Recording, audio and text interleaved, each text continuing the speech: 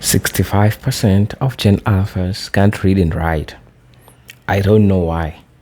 Tell me, why are 65% of Gen Alpha can't read and write in the United States? I want to know because people have different opinions in regards to this as to why the Gen Alpha don't want to read and write. The Gen Alpha don't have the social skills. They are unteachable. They are rude. Like, there's so much everything that people are saying about them.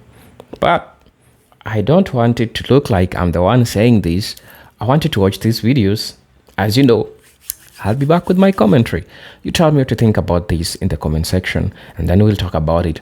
I'm going to be looking at the studies as to why we are becoming and seeing a society where students, they want to interact with the book, but they want to go more electronic than the authentic book, like just opening pages like these and reading a book, right? So I want to know. Tell me in the comment section. But before that, let's watch this video. I'll be back. I need everybody else in my generation to promise that we are not going to raise iPad children. Please. I just saw a TikTok from some millennial, and she was like, here's a message to Gen Z. You might make fun of us, but watch out. We're raising the next generation, and they're going to eat you up. Your kids can't read, okay? You're raising Gen Alpha. They're bizarre and terribly behaved. Y'all bred iPad children. You have been shoving media and screens in these kids' faces since birth. They probably have no imagination because their brain hasn't actually been forced to come up with any original thought. Gen Z, please, when we are older, don't give your kids iPads at the dinner table. If I'm older and I have my kids and I bring them to a restaurant and I see fellow parents at the table next to me and their kids have iPads at a restaurant in public, what? I'm gonna scream. Cause what the hell is that? Can you not make your child behave for more than 5 seconds that they can live without an iPad for dinner? Can you not give your child enough attention and actually converse with them and teach them things and have conversations? Why do you have to just give them an iPad to make them shut up? Why are they even there then? What are you doing? What is your parenting style? People are gonna come at me and be like, oh, you're 21. What do you know about being a parent? I don't know. I look at kids and they're terribly behaved. I saw a TikTok of a girl talking about how she was a summer camp for a bunch of Gen Alpha kids, and they were the most poorly behaved kids she's ever seen in their entire lives. We have to right a wrong, guys. We have to make our kids normal, please. Young Gen Z teachers are talking about the poor behavior of Gen Alpha students, and some of y'all are finally starting to believe us when it comes to how much we've missed the mark on raising these kids right. Because I have gray in my hair and I'm 36 years old, people tend to tune me out as soon as I open my mouth when I start talking about these issues we're seeing in the classroom with our kids these days. So before I go on, why don't we review some of the evidence from some of the other creators on this app who might be a little bit more of a relatable age. This is my folder of crying teachers, and they are confused and frightened by the behavior of Gen Alpha. They're saying Gen Alpha is defiant, aggressive, disrespectful, and rude. Having to teach and work with you guys as children has been the most traumatic experience of my life. They don't respect any authority. You ask them, can you stand in your designated spot? They're telling you no and shut up. They're throwing things at each other. They're throwing things at other people, other classmates. You say, can everybody sit in their spot? I don't want to. I'm not doing that. You don't get to tell me what to do. You're not my mom. I'm not even trying to be funny, but these kids are... I'm going to just say this. I teach 7th grade. They are still performing on the 4th grade level. I'm a middle school teacher. I'm also 22 years old. And I will tell you, by far, we are doomed. These kids do not care. I have kids, all they want to do all day long is get high. I need to ask millennials, why are your kids so awful? And more importantly, why do you think it's so funny? Your kids cannot read. They cannot write. They are ill-mannered. I've been trying to sound the alarm about Gen Alpha students and their poor behavior in their classrooms, as well as their literacy problems, since May of last year. But because of my age and how I look, every time I make a video about these topics, I'll get people that have never worked with kids or have never spent a day in the classroom as an educator give me lines like, well, you're just old and jaded. If you don't like it and you can't handle it, quit and find another job. Kids have always been like this. Nothing's new in 2023. And then we've got the droves of people that are trying to blame it on COVID and trying to blame blame it on the lockdown, us not having any sympathy or empathy for students with special needs, even though I never talk about those types of students. And I'm always talking about general population students and the fact that this is an overarching problem with every single kid, even the high achievers, even the ones that don't need IEPs, even the ones that are highly socialized and have a lot of resources coming from home. Teachers that have been in this for 1, 2, 3 years are seeing it and they are talking about it. Teachers that are veterans like me that have been in the classroom for over a decade or 2 or 3 or nearing retirement are also saying the same thing. Your children are missing the mark on discipline. They're missing the mark on education standards. They're missing the mark on literacy. They're missing the mark on socialization. We can blame it on COVID. We can blame it on iPads raising our kids.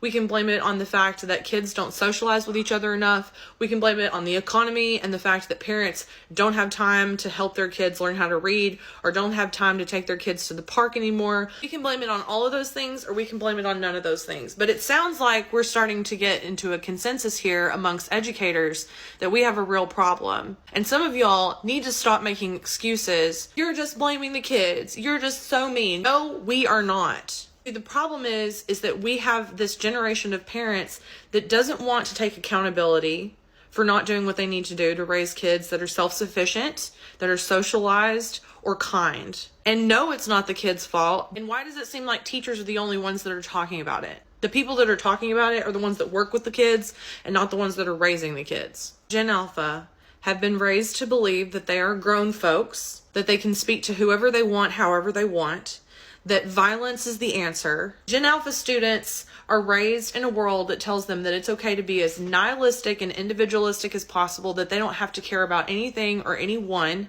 that they can speak to anybody however they want to speak to them, even though they're only 10, 11, or 12 years old. Most importantly, they are being conditioned to believe that they are immune to consequences, that there are no consequences to their poor behavior, to their rudeness, to their lack of care in completing tasks and doing well in school. They just don't care. Is this us demonizing kids for fun?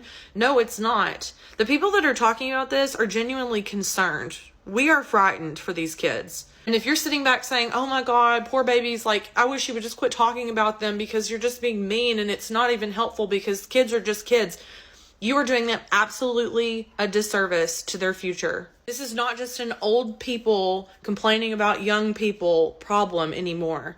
Young people in Generation Z, young teachers who are seeing the same thing I'm seeing with my 2 eyeballs, are talking about the same thing. You can call it an old folks complaining about young folks thing. Why are you demonizing millennial parents? Why are you demonizing Gen Alpha kids? Or you can step back and look at it from our perspective and say, gee, I wonder why there's so many people talking about the same thing. I wonder why there's so many teachers that are concerned about the same thing. We cannot even begin to talk about solutions until we admit there's a problem. Most of you whom are parents, because y'all are the ones that matter. I don't even care about the ones who are just trolls and are sitting back saying, school doesn't matter, yap, yap, yap, mayor of Yapville, who cares? I don't care about you either. I'm talking to parents.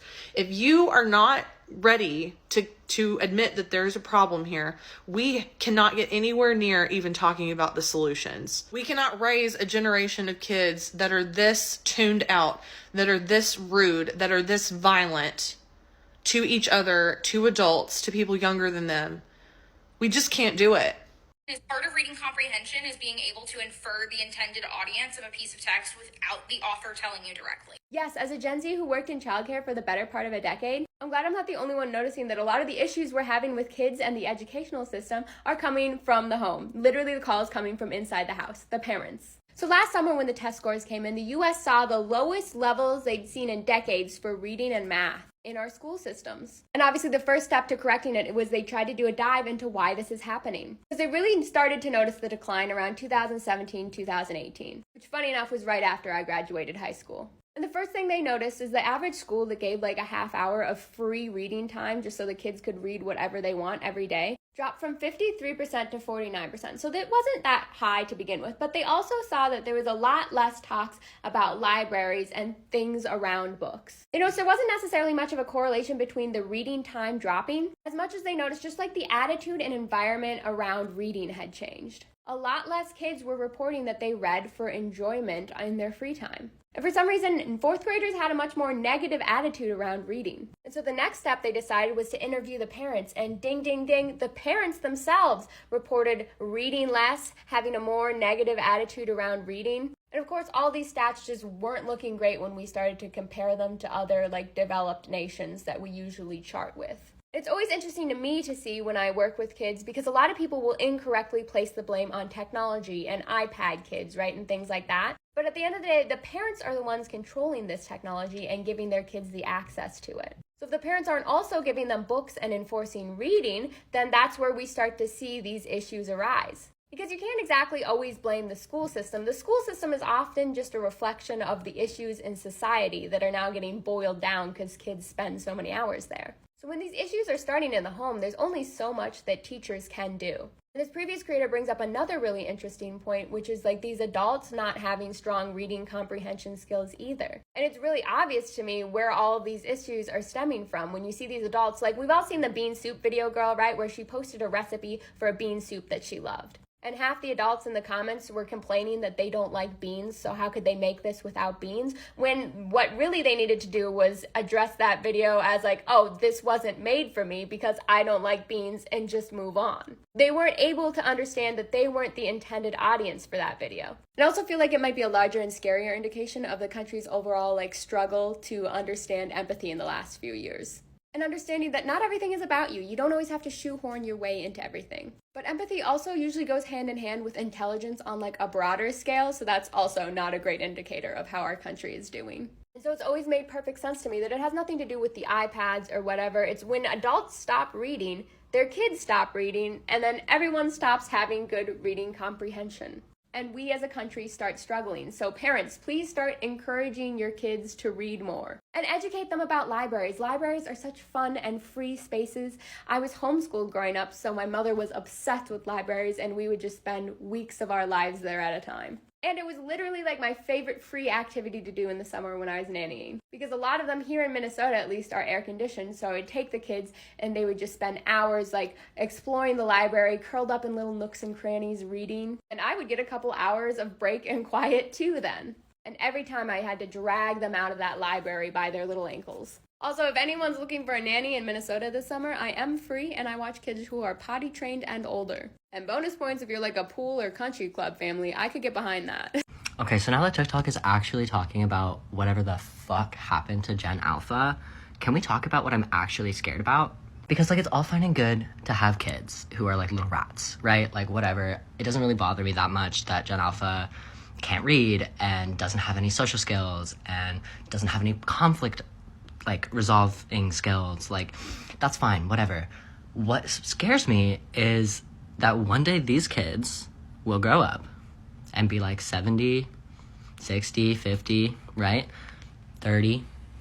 And once they're in that age, once they're in their age of political power, just as for us Gen Zs, millennials, and the generation below us, a majority of the political power is held by Gen X and boomers right now, right?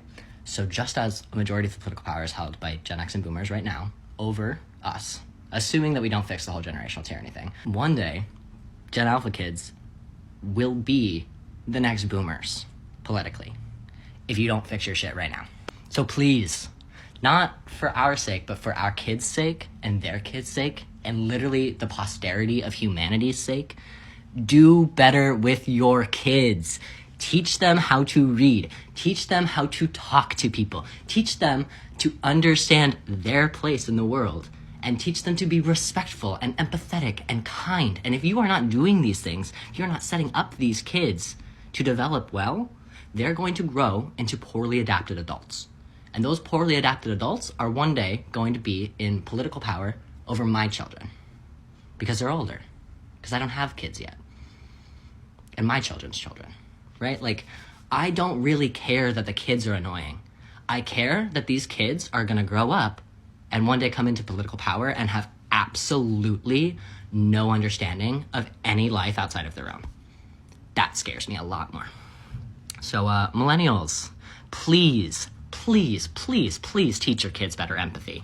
Please. Do you really think Gen Alpha students are going to be the ones to lead the revolution when they don't know how to read or write as an adult or work cooperatively in groups to organize? The idea that an entire generation is being raised to be revolutionaries when in fact they're just raised to become unteachable individuals who are completely isolated socially by choice and who will ultimately become, for the most part, functionally illiterate by the time they're adults. The students who grow up to become adults who are going to lead political change or revolution of any kind are not going to be the ones who refuse to learn how to read or cooperate in groups or work with their classmates or not be violent in the face of opposition, or recognize the difference between a mentor and an enemy. The kids who are ultimately going to grow up to be political change makers are the ones who have a brain filled with knowledge and logic, are the ones who know how to work cooperatively with their fellow human beings, the ones who know how to organize, the ones who know how to collect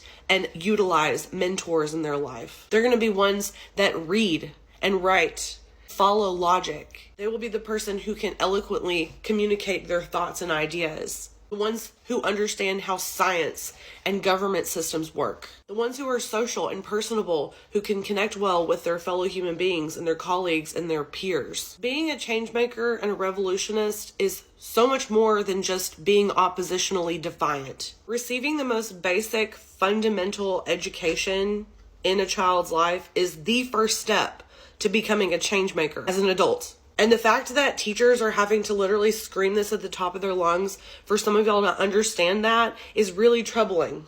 Some of the most influential people in American history, those that have been actual revolutionaries, those that have actually been change makers, are some of the most highly intelligent, highly educated individuals that ever were. Your kid having the audacity to walk into their classroom and call their teacher a fat B just because they wanted them to put their phone away during instructional time, or them punching their fellow classmate in the face because they don't like the way that they dressed that day, or them throwing a chair across the room because they didn't like getting called out in the middle of class, does not make them a revolutionary. It makes them an asshole. And guess who taught them how to be an asshole in class? You, the adult that's raising them. Some of y'all have a lot to learn about what makes a learning environment or a classroom environment functional enough for a child to actually take in that information and learn how to process it.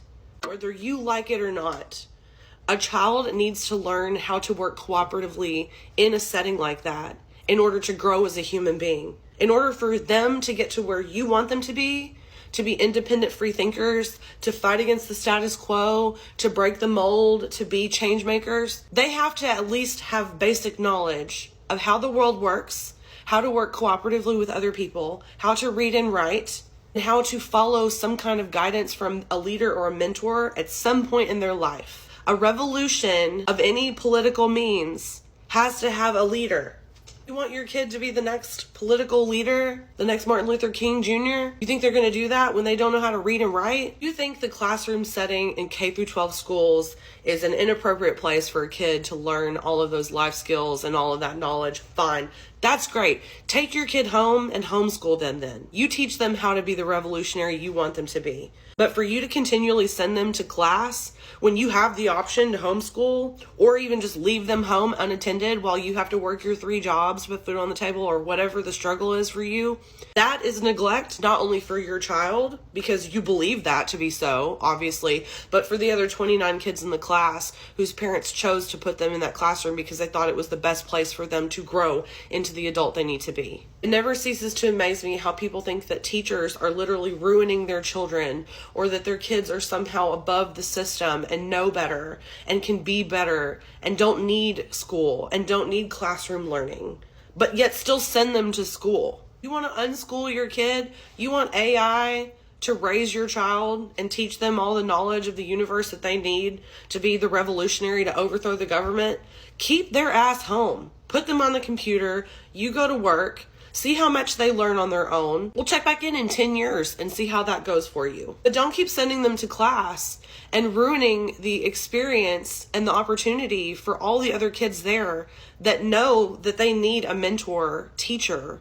These Gen Alpha kids that you keep saying are going to be the change makers and the revolutionaries and that are going to burn the system down and make everything better, they are not the ones that are making things better right now. They are not making the classroom environment a better place to be. They're making the classroom environment an unsafe, very chaotic place to be. And you want to yell at me and say that it's not the kids' fault? Yeah, of course it's not. It's the fact that they have adults at home that are teaching them to literally burn the classroom down, punch their teacher in the face, and disrespect every kid in the classroom just because they think they already know everything, they're already grown, they don't need mentorship, they don't need new knowledge because they know everything they already need to know. The funniest part about all of this is that most of the time people that are saying stuff like this are the ones that are so quick to point the finger at a bunch of January 6ers and say how ignorant and stupid they look because they didn't know how to organize well enough to make things actually happen when they went in there to try to burn the Capitol down. Because newsflash, that is actually true. What they were doing was not well thought out, not intelligent,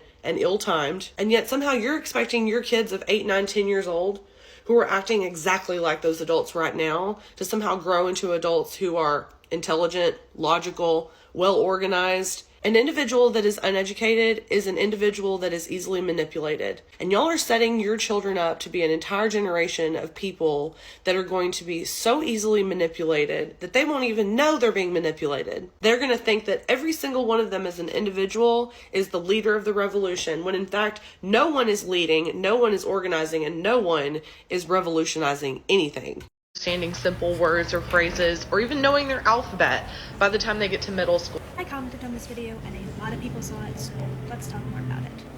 Right now, 65% of 4th graders in the US are not proficient readers.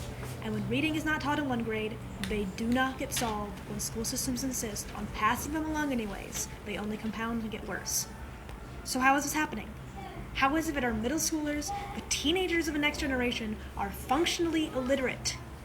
It comes from a long debate within scientific and teaching circles about what method of reading is taught, and for the past couple of decades, it's been the wrong one in a lot of schools nationwide.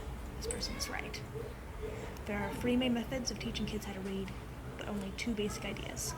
The whole language approach is an advanced form of what used to be called the whole word approach, and the upper school is of phonics. Phonics basically means learning the alphabet, learning to sound out letters, and to create each of the 40 phonemes that are in the English language.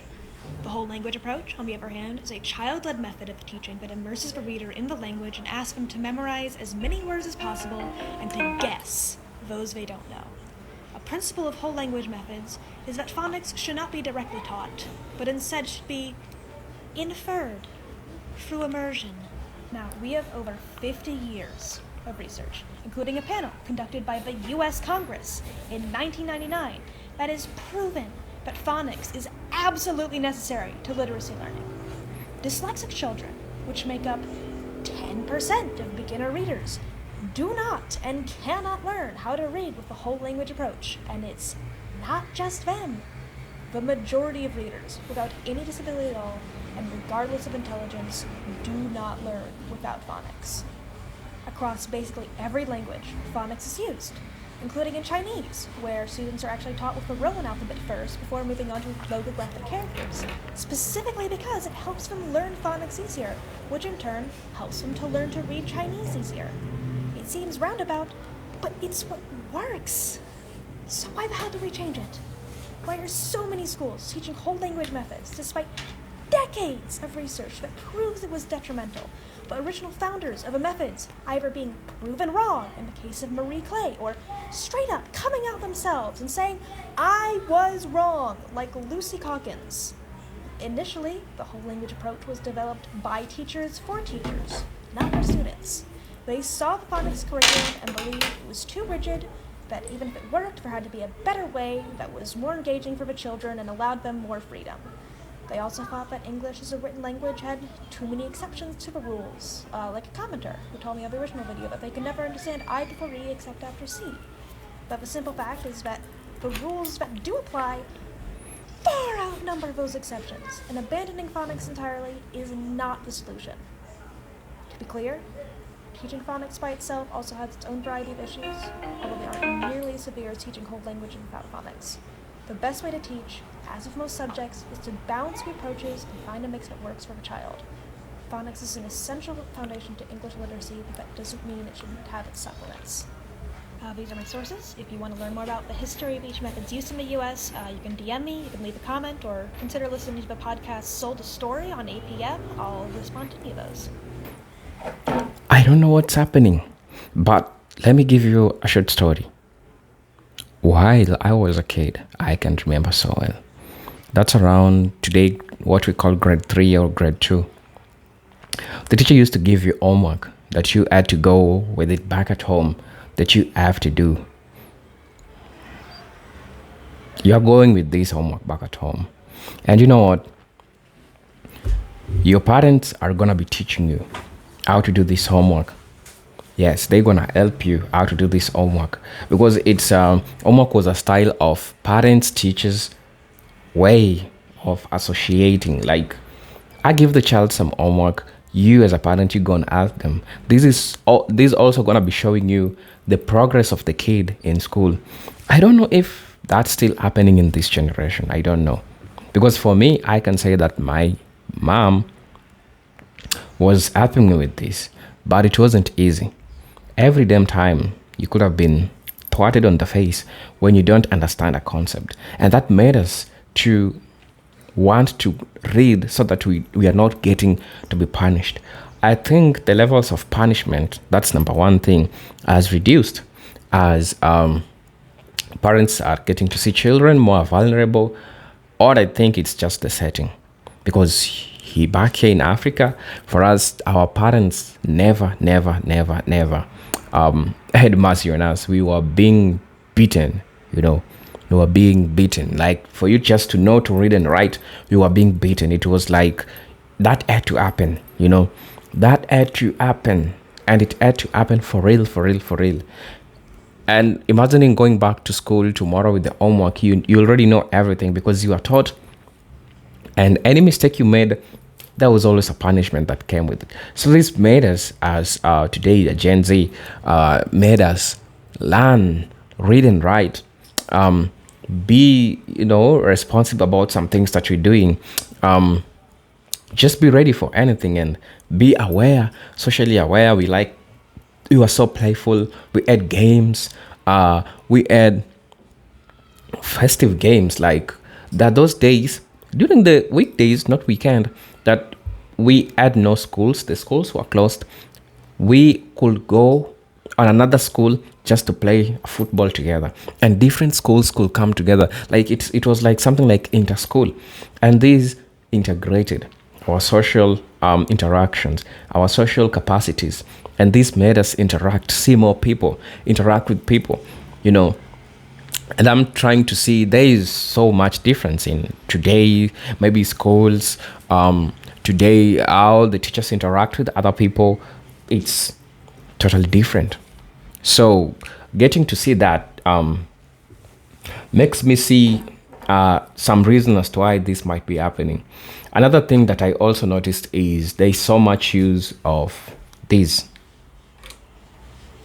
Yes, iPad, tablets, but some people are using them for wrong reasons. I'm not saying that they are bad, but they're using them for wrong reasons. Let your kids start with this, and later on let them know this, so that they can know how to use them. They can't start with this, and then you want to tell them to use this. This one is more toxic. This one is non-toxic. So we grew with this one. We didn't have phones. We didn't have nothing. That's what we grew with. So it shaped our reading culture. For me, honestly, I love reading books. I really love reading books. I might admit that of recent I haven't been reading books because there are a couple of things that I've been working on, but that has been part of my daily routine culture. Now, there are reports that have been given as to the reason as to why we are seeing a significant portion of Gen Alpha struggling with reading and writing, which reveals some deeper issues that we need to address, because it's important that we talk about these issues. So much important, right? Now, one key reason is the impact of COVID-19 pandemic. which disrupted early education for children just entering school. Many missed out on foundational learning, especially in kindergarten, which traditionally introduces basic reading and writing skills. Some of these children did not attend preschool, which limited their early exposure to structure learning environments. That's the first reason some people gave. COVID-19 was around 2019 to 2022, around somewhere there, when now people, let's say around 2021, the beginning of 2021, when now people are getting used to this. I don't know. I can remember that time I was supposed to be joining my first year college, that is on 2020, but we attended an online class. And it's true, to some extent, this reduced our social interaction. But good thing is that where we came from a particular schools, probably public schools that taught children to socialize, because we had games, times for fun, just inside the school, not even outside the school, for students to interact, to socialize, and do everything. So even if when the COVID ended, it never affected us so much. But for the Gen Alphas, they were still small kids, I understand. So yeah, it might be a reason. I could consider that as a reason. Now, some people also say that another factor involves the ongoing debate over teaching methods. While phonics, a method focusing on the sounds and structure of language, has been proven effective, many schools will rely on the all language learning, that is the WLL approach, which is less effective for a significant percentage of students. This teaching approach leads to gaps in language comprehension and literacy for young children who have little prior exposure to linguistic patterns. I think it makes sense. And different people have different formats of understanding. Some people understand by seeing. Some people understand by listening. So it's upon you to realize what kind of generation are we living in. People like saying things, honestly. That's according to me. People like saying things, like people are stuck on their phone watching videos. People like saying things. So I think in as much as the phonics is an important learning style, because the pronunciation of the words, language structure, and just everything, I feel still like letting them see and hear, it's important. A combination of learning, of seeing and hearing, it's important in making or pass this message to kids. So important. Some people also argue that additionally, the digital environment Gen Alpha is growing up in possesses challenges. Studies indicate that increased screen time, especially unstructured or multitasking with media, correlates with reduced attention spans and lower cognitive abilities. Constant exposure to digital devices has shown to decrease focus, impact learning outcome, and reducing engagement in reading activities, which require sustained attention. At this point, I want to know how you feel about this. I want to know. Tell me. Some people are nullifying all these reasons, saying that it is just a crooked society, that kids are being raised. For at least alphas, Gen Zs and millennials, they grew in a good environment. And as much as this is happening right now, but there is that an inbuilt type of life that we already have that is not there for these other generations. Tell me what to think about this. These are Presenter Jindex Stories, and let's meet on my next video.